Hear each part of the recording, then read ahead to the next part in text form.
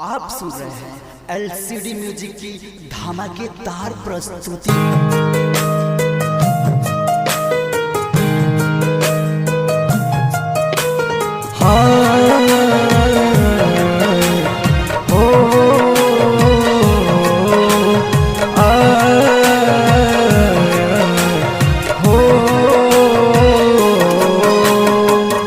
अपनों ने मेरा साथ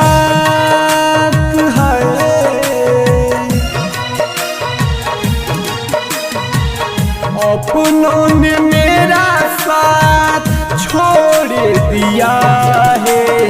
जिसे चाहा उसने दिल तोड़ दिया है। जिसे चाहा उसने दिल तोड़ दिया है। अपनों ने मेरा साथ छोड़ दिया है। अपनों ने मेरा साथ छोड़ दिया है। जिसे चाहा उसने दिल तोड़ दिया है।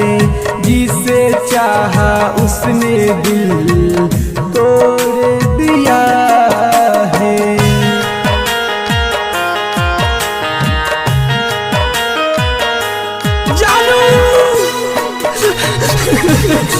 जानू काहे से तर पहुँचू जानू हम तोरा बिना नहीं खींच सका नहीं खींच सका।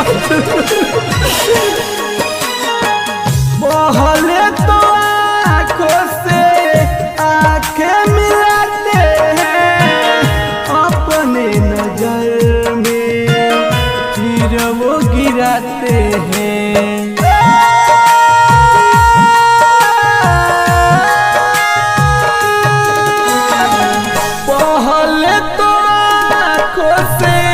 आँखें मिलाते हैं अपने नजर में फिर वो गिराते हैं।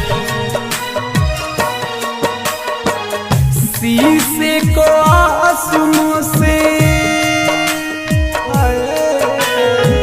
शीशे को आंसुओं से फोड़ दिया है।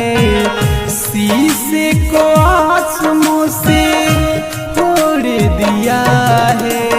जिसे चाहा उसने दिल तोड़ दिया है। जिसे चाहा उसने दिल तोड़ दिया है। अरे बेवफा जब तू दिल तोड़ेगी रे तेरी दिल काहे लगेगी। हम अपना प्यार के बहुत सपना सजले रानी सब चकना चूर कर देले सब चकना चूर कर देले।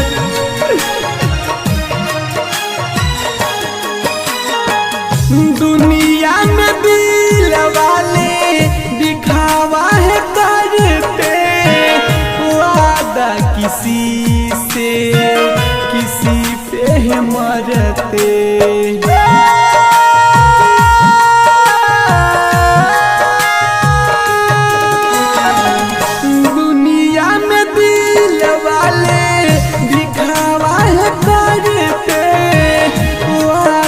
किसी से किसी पे ही मरते।